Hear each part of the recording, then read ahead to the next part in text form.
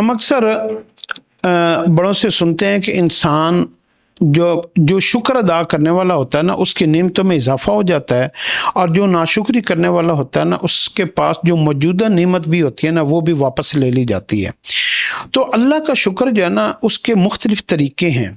تو سب سے پہلا جو شکر انسان اپنے جسم سے ادا کرتا ہے نا وہ منہ سے نکلے ہوئے بولوں کا ہوتا ہے۔ جو ہماری زبان سے لفظ نکلتے ہیں نا اس سے پتہ چلتا ہے کہ ہمارے خیالات، ہماری سوچیں، ہماری نیت، ہمارے اندر کی جو ہے نا گہرائی وہ کیا ہے۔ تو جب انسان صبح سو کر اٹھتا ہے نا تو شکر میں سب سے اعلیٰ ترین، عمدہ ترین جو لفظ استعمال ہوا ہے نا وہ الحمدللہ ہوا ہے۔ ایک بزرگ تھے، ان کی عمر 100 سال ہو گئی یا 90 سال ہو گئی درس قرآن دیتے دیتے،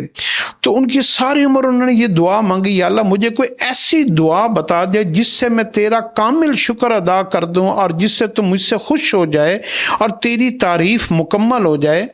تو جب ان کی دنیا سے جانے کا وقت آیا تو ان کو خواب میں بتایا گیا کہ الحمدللہ رب العالمین تم کہہ لیا کرو، اس سے میری تمام نعمتوں کا شکر ادا ہو جاتا ہے اور کامل جو ہے نا وہ میری تعریف مکمل ہو جاتی ہے۔ تو یہ جو لفظ الحمدللہ نا اس کو اپنی زندگی کا حصہ بنائیں، اور صبح اٹھتے ہی پہلا لفظ جب آپ کی آنکھ کھلے نماز کے لیے، جب بھی آپ اٹھیں پہلا لفظ یہ دعا یاد کر لیں، یہ حدیث کی دعا ہے،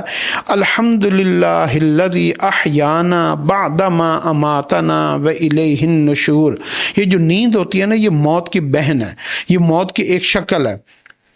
تو اس موت کے منہ سے ہم نکل کے دوبارہ ہم زندہ ہوتے ہیں، دوبارہ ہم بیدار ہوتے ہیں۔ تو اس میں کہا کریں یا اللہ یہ ساری تعریف آپ کی ہے، شکر آپ کا ہے کہ آپ نے مجھے سلایا، موت جیسے نیند دی کہ مجھے پتہ ہی نہیں تھا میں کدھر پڑا ہوا ہوں، اور اس کے بعد آپ نے مجھے دوبارہ زندہ کیا اور دوبارہ زندہ کر کے مجھے جو ہے نا میری جان کو میری طرف واپس لوٹایا۔ تو اس دعا کو اپنی زندگی میں روزانہ پڑھنے کا معمول بنائیں گے تو آپ کیا ہوگا، آپ نیند کا شکر ادا کر دیں گے، آپ دوبارہ زندہ ہونے کا شکر ادا کر دیں گے۔ تو اس دعا کو یاد کر کے آپ یوں سمجھیں گے کہ آپ نے پوری رات کا، نیند کا، صحت کا، دوبارہ اٹھنے کا اللہ کا شکر ادا کر دیا، اور اس سے کیا ہوگا کہ اگلے دن کی ساری خیریں پھر آپ کو ملنے کے لیے تیار ہوں گی۔ اگر آپ نے پچھلا شکر ادا نہیں کیا ہوگا تو اگلی چیزیں پھر زحمت بن جاتی ہیں۔ تو اس لیے اگلی چیزوں کو، اگلے دن کو آپ کے لیے نعمت بننے کے لیے ضروری ہے